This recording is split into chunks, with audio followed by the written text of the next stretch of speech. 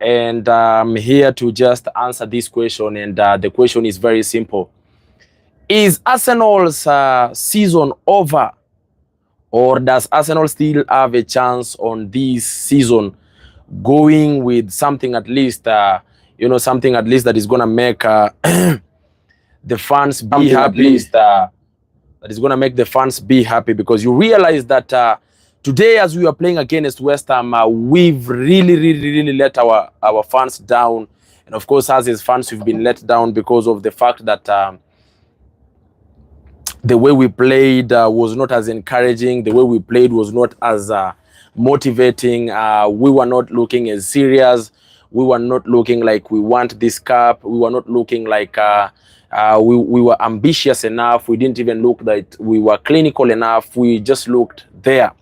We just looked like we were just playing the match to be over so that we can, once we are done with the match, of course, we can proceed and wait maybe for the next match. And it is actually disappointing tonight for most of us who are Arsenal fans and supporters, because honestly speaking, we thought that tonight was going to be that night that after playing with West Ham, we are going to narrow down and of course reduce on the number of points that Liverpool is ahead of us from 8 to 5, and then of course only hope that Manchester City was going to beat Liverpool, and of course hope that after that indeed after winning our next match we were going to be as like 2 points and then of course keep on pushing these to the last day, and especially that day when we're going to play with Liverpool. But reality is dawning in, and the reality of the matter is that we as Arsenal are not looking as serious.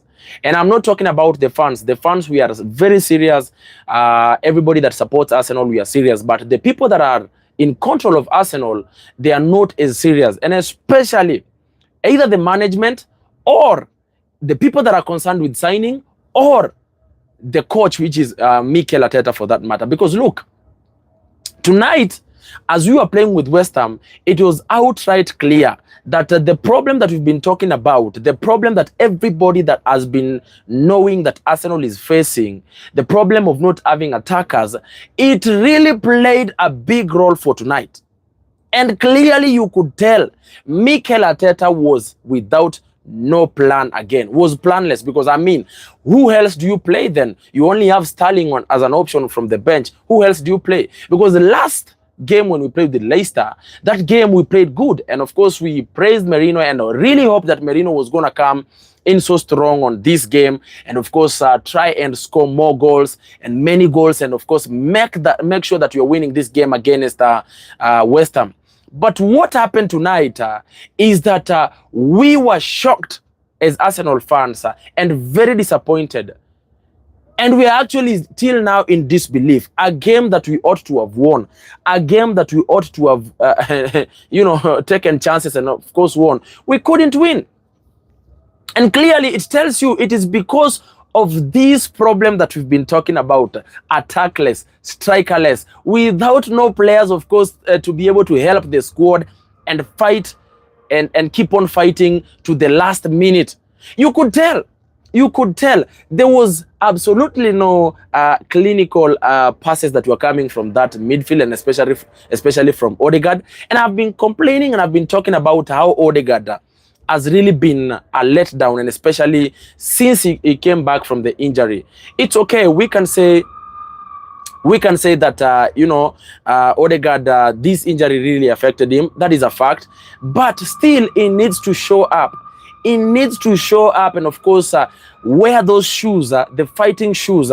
Because look guys, let me tell you, we do not have strikers that can fight for us at the moment. So we only need players like Odegaard to bring in their individual brilliance. This is that moment in time that we needed individual brilliance from players like Odegaard, players like Declan Rice, players that would fight and of course try and even create more. But I'm disappointed with Arsenal because look, every time Odegaard, I'm disappointed especially with Odegaard, because every time Odegaard gets the ball, he'll only want to play sideways. Every time. You could almost predict how Odegaard is going to play. I'm telling you. Gets the ball, sometimes he's even on the back, playing the role of number 5 rather than playing the role of number 10. collecting the ball from the back and, of course, misplacing even Thomas Partey, our number 6. Okay? Sometimes he even replaces number 6, Thomas Partey. And when he gets the ball, wants to drives to the right, and then all of a sudden they will just play sideways, try to make one cross to this other wing, and that's it. The ball is gone. And that is what was happening the whole of tonight. Tonight, that was most of the things that were happening tonight. Very disappointing. Very, very disappointing. Players like Odegaard, they need to wake up and fight for the team. Players like Declan Rice, they need to fight for the team right now because we do not have attackers. And honestly speaking, guys, if you had hopes, like myself, I have had hopes, thinking that, you know what, Arsenal is going to win this EPL because we had that opportunity when Liverpool got a draw with Everton and got a draw with Aston Villa. Now, we have just let the hopes go away. We make 2 steps forward, but 15 steps backwards. And it has happened. It has repeated itself the whole of this season. So many games. That game against Aston Villa, we were leading. Did the same thing. We messed this whole thing on the 2 transfer windows.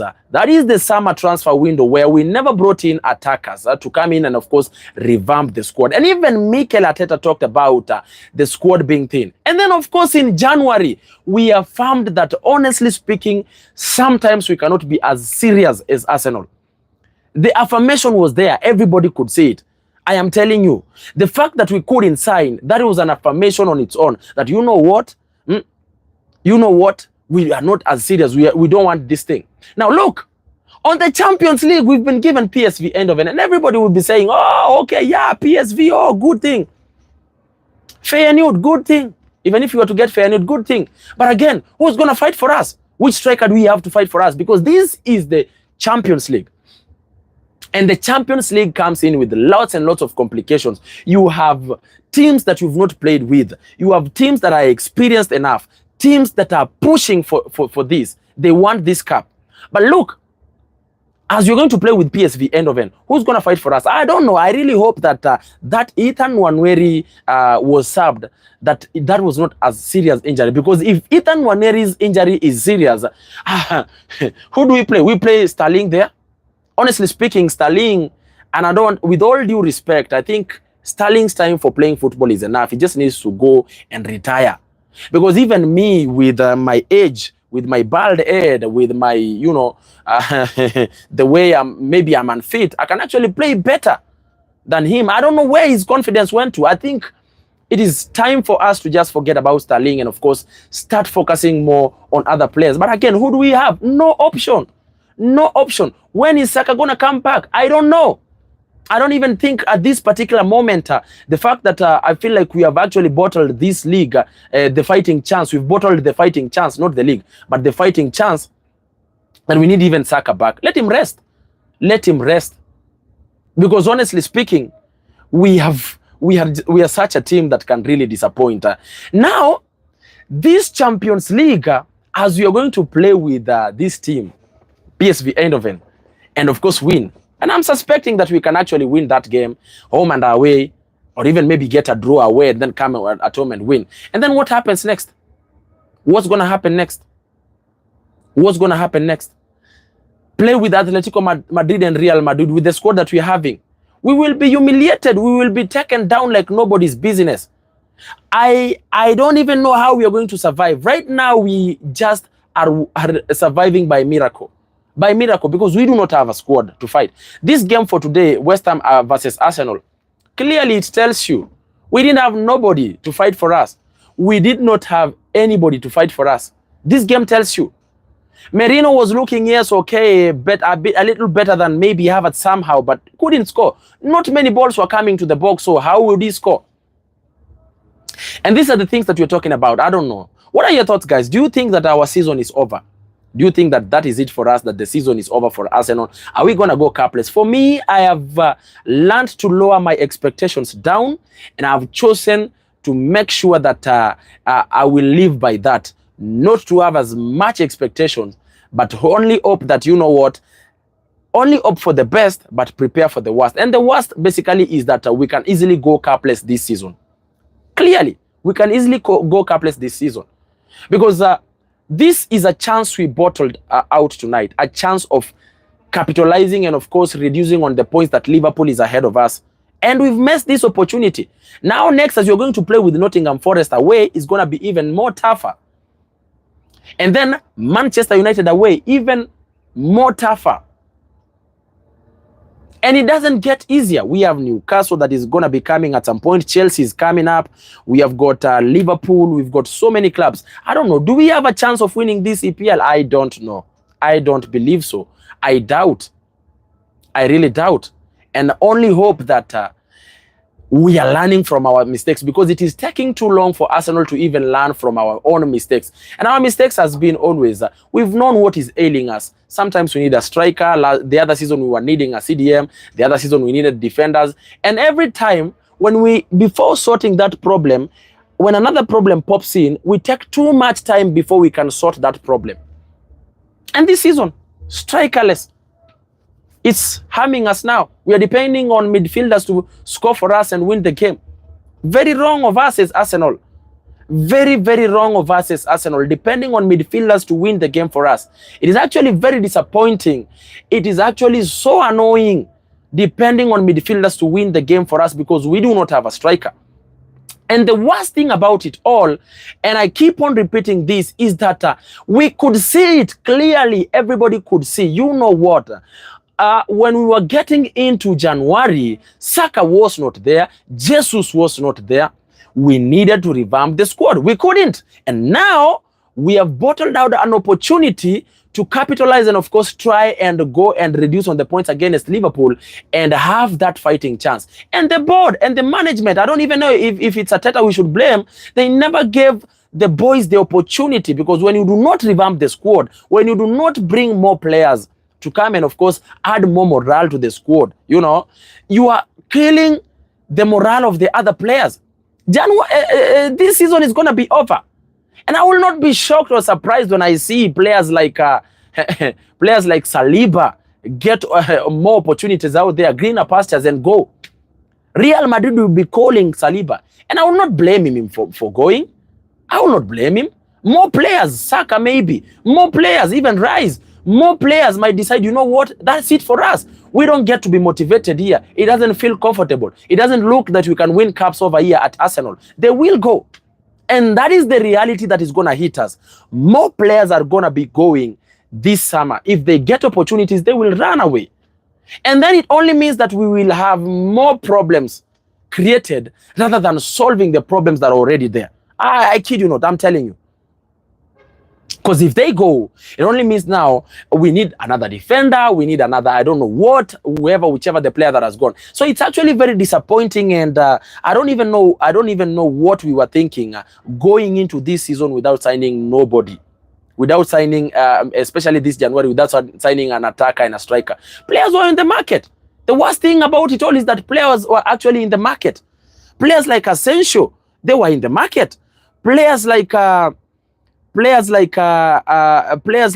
is the name of this player? Tell was on the market. Players like Rashford was on the market, in as much as we never wanted Rashford. But if I knew, honestly speaking, if I knew that Arsenal was not going to sign anybody, I would have rather even bring Rashford to the team, just to give the players more fighting chance.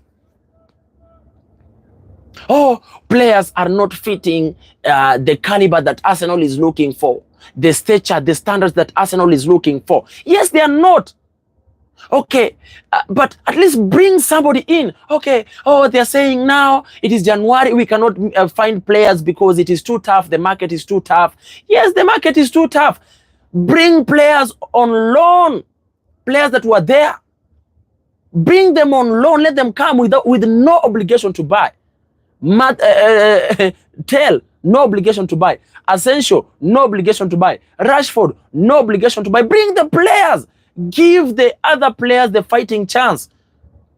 Honestly speaking, this season, if we go without winning nothing, then we ought to start asking that big question. Who is to blame? Do we blame Arteta? Is it time for us to be done with Arteta and say, enough is enough, Arteta, it's time for you to go? Or do we blame the people, the Kronkes, or do we blame the board that is concerned with making decisions? Do we blame the fact that Edu was let go and now we do not have somebody that can easily do the job of sporting director? Who do we blame? It's actually crazy and complicated, and these are the things that we're talking about. And now we will be left out there. Everybody we'll be talking and we'll be saying every season, Arsenal is a next season club, Arsenal is a Netflix club, Arsenal is a Jokers club, Butlers FC. They will talk all negativity. And the worst thing is that we are actually the people that allow them to call us. It's actually Arsenal. As fans, we love our club. And that's why we, some of us who create football content, we talk positivity about Arsenal and of course criticize Arsenal when we want to. But at the same time, we try as much as possible to only hope that our club can do the best. But the club is letting down the fans. And especially fans who pay to go and watch the game. Some of us, yes, we don't maybe go to the pitch to watch the game. But there is fans who pay to go and watch the game. They pay so much money, sometimes even all season tickets. But they get there and get disappointed. So it's actually very complicated. Anyway, ladies and gentlemen, talk to me. Who do you think should we blame? Do we blame Arteta? Do we blame the board? Do we blame the owners? Who do you blame? Because we can't blame the fans. Another question, do you think the season is over for us? Is it over for us now? Another question, do you think we stand a chance of winning the Champions League or the EPL? What are your thoughts? Talk to me on the comment section there. And of course, thank you so much for watching. I'm going to try to keep on coming on live. This is the first one of them all. And I don't know how I performed on this one. So it's up to you guys to let me know. Do you think I performed okay tonight on this first live that I've done? What are your thoughts? Talk to me on the comment section there. And thank you so much for watching. I don't even know how I'm supposed to end this. I don't know how I'm even supposed to end this, but I really hope I have outperformed. I really hope I have outperformed this whole thing. Thank you so much, ladies and gentlemen. I appreciate, and thank you so much for watching this live, and thank you so much for being part of this live. Bye-bye for now.